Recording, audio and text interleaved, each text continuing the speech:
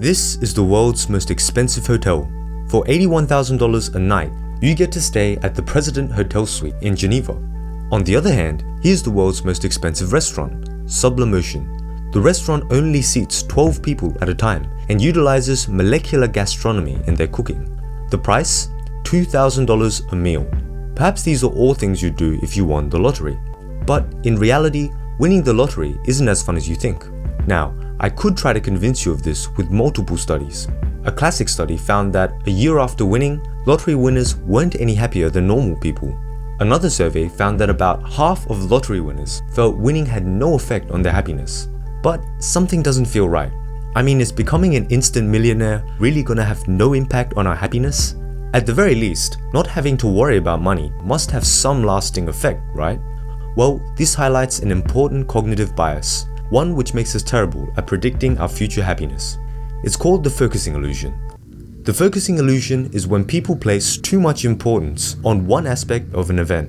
How does it work?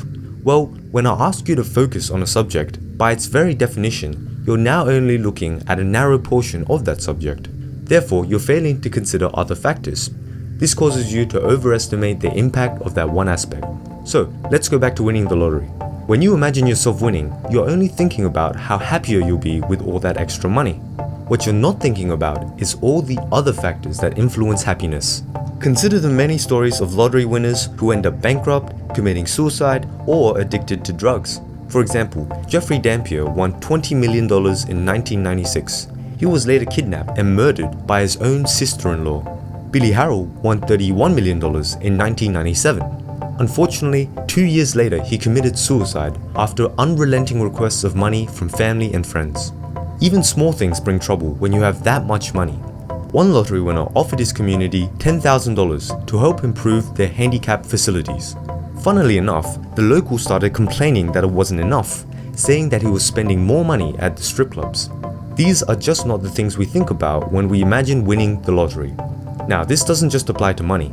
For example, people also overestimate how much happiness romantic relationships will bring them.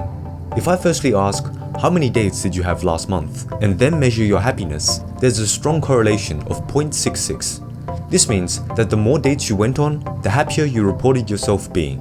Now, this correlation seems pretty robust, but it can easily be changed. If I firstly measure your happiness and then ask about your dating life as an afterthought, the correlation drops to 0.12. This is because here, the participants were no longer focusing on relationships as they assessed their happiness. Hence, normally, dating only plays a small part in determining our happiness. It's only when you focus on it that it seems big. Now, that's not to say that relationships aren't important. They are, but just not as much as we think. Another example, the effect of education on income inequality is also exaggerated. When asked about education, you'd think it'd be the key to reducing income inequality, right? However, the research paints a less certain picture. Some show a moderate effect, some show that education doesn't help at all, and some even show that education can worsen income inequality. Why? Well, we don't consider that education is only really going to help the lower class, and it's only by a bit. On the other hand, the absurdly wealthy people are still going to be absurdly wealthy, and so there's still that huge inequality. Now, education still matters, it just doesn't matter as much as we think. And this applies for most things in our life. Things matter, but just not as much as we think when we're focusing on it. When we imagine a big event, whether it's winning the lottery or finding a new girlfriend, we only focus on that big event. What we forget is that time goes on, other things will happen, and other factors will come into play. So, next time you're analyzing something, be extremely careful of the focusing illusion. Instead, try to think of what other factors might be at work.